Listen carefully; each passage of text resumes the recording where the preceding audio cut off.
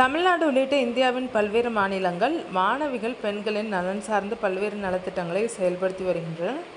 பெண்கள் கல்வியிலும் வேலைவாய்ப்பிலும் முன்னிலை பெற வேண்டி என்ற நோக்குடன் பல்வேறு திட்டங்கள் செயல்பாட்டில் உள்ளனர். தமிழ்நாட்டில் அரசு பள்ளியில் பயின்று தற்போது உயர்கல்வி பயின்று வரும் மாணவிகளுக்கும் மாதந்தோறும் ரூபாய் 1000 வழங்கும் புதுமை பெண் திட்டம் தமிழ்நாட்டில் செயல்படுத்தப்பட்டு வருகிறது. இது மட்டுமின்றி அரசு பேருந்துகளில் கட்டணமில்லா சேவை அளிக்கப்படுகிறது. அதேபோல் தமிழ்நாடு முழுவதும் சுமார் ரூபாய் 1.50 கோடி தகுதியுள்ள குடும்ப தலைவிகள் தேர்ந்தெடுக்கப்பட்டு அவர்களுக்கும் மாதம் ரூபாய் 1000 நேரடியாக வங்கி கணக்கிலே செலுத்தும் கலைஞர் மகளிர் உரிமை தொகை திட்டம் செயல்படுத்தப்பட்டு வருகிறது.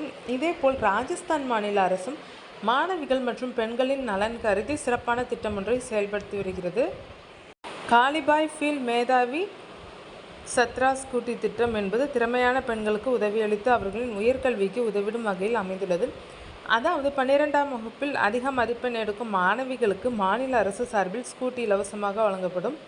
அதாவது யாரையும் சார்ந்திருக்காமல் மாணவிகள் சுயமாக கல்வி பயிலவும் தற்சார்பாக இயங்கவும் இத்திட்டம் வாய்ப்பளிக்கிறது. ராஜஸ்தானின் துங்கர்பூர் நகரில் கல்விக்காக தனது உயிரையே தியாகம் செய்த காலிபாய் வில் என்ற பெண்மணியின் பெயரைத்தான் இத்திட்டத்திற்கும் சுட்டியிருக்கிறது மாநில அரசு. குறிப்பாக 12ஆம் வகுப்பில் அதிக மதிப்பெண் எடுத்து மாணவிகள் உயர்கல்வியை பயில வேண்டும் என்பதை நோக்கமாக கொண்டும் அவர்களின் உயர்கல்வியை ஊக்குவிக்கும் வகையிலும் இத்திட்டம் செயல்படுத்தப்பட்டு வருகிறது. மேலும் இலவசமாக ஹெல்மெட் மற்றும் 2 லிட்டர் பெட்ரோலுடன் ஸ்கூட்டி மாணவிகளுக்கு வழங்கப்படும். இதனை மாணவிகள் முதல் 5 ஆண்டுகளுக்கு யாருக்கும் விற்க முடியாது என்பதும் குறிப்பிடத்தக்கது. காப்பீடும் இத்துடன் வருகிறது.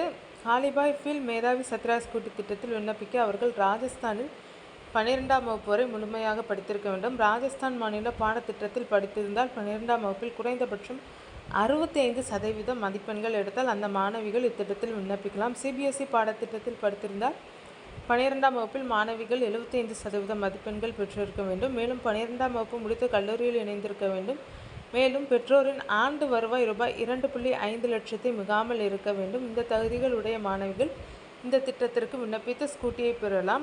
12ஆம் வகுப்பு மதிப்பெண் பட்டியல், பள்ளி மற்றும் கல்லூரி கல்விச் சான்றிதழ், வருமான சான்றிதழ், ஜாதி சான்றிதழ், ஆதார் கார்டு, மாற்றுத்திறனாளி என்றால் அதற்கான அடையாள அட்டை ஆகியவற்றை வைத்து ஆன்லைன் மூலமே மாணவிகள் விண்ணப்பிக்கலாம். இத்திட்டம் ராஜஸ்தானில் 2018ஆம் ஆண்டிலிருந்து செயல்பட்டு வருகிறது.